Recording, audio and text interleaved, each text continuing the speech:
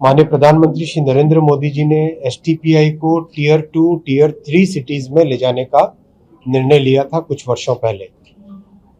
तो आज यहाँ पर पटना में, साथ ही भागलपुर और दरभंगा में भी एसटीपीआई जो खुले हैं, उनके माध्यम से स्टार्टअप्स को कैसे सहयोग मिले, माननीय मुख्यमंत्री जी के नेतृत्व में आज हम सब साथ बैठे, स्टार्टअप्स के साथ बैठे, उनके बात सुनी, उनको किस तरह के चैलेंजेस फेस करने पड़ते हैं, किस तरह से सरकार की तरफ से, केंद्र सरकार और राज्य सरकार की तरफ से क्या सहयोग दिया जा सकता है, वो सब चर्चा हुई। बहुत अच्छे सुझाव आए।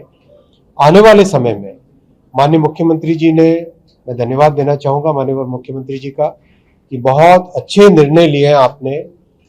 बिहार में इलेक्ट्रॉनिक्स मैन्युफैक्चरिंग इंडस्ट्री कैसे आए, उसके लिए आपने बहुत अच्छा एक रोड मैप बनाया है, बहुत अच्छा एक मास्टर प्लान बनाया है, और उसके लिए जो जो रिफॉर्म्स करने हैं, उन सब रिफॉर्म्स को करने के लिए अधिकारियों को मेरे सामने ही आपने निर्देशित किया है कि हमें बिहार में किस तरह से इलेक्ट्रॉनिक्स इंडस्ट्री को लाना है।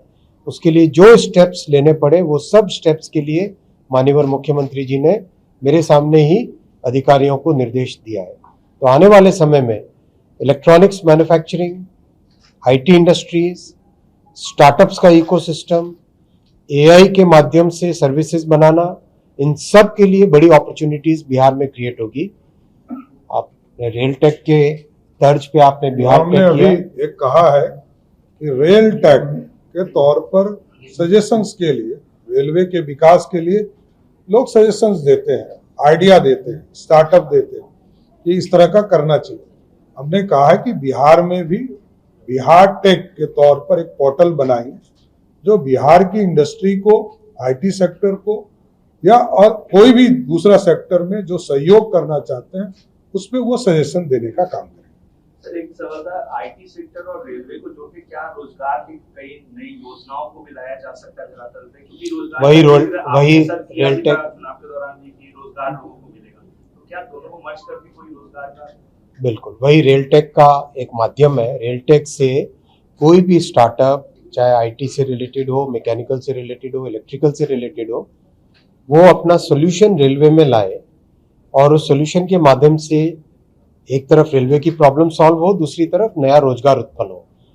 वो बहुत अच्छा चल पड़ा है।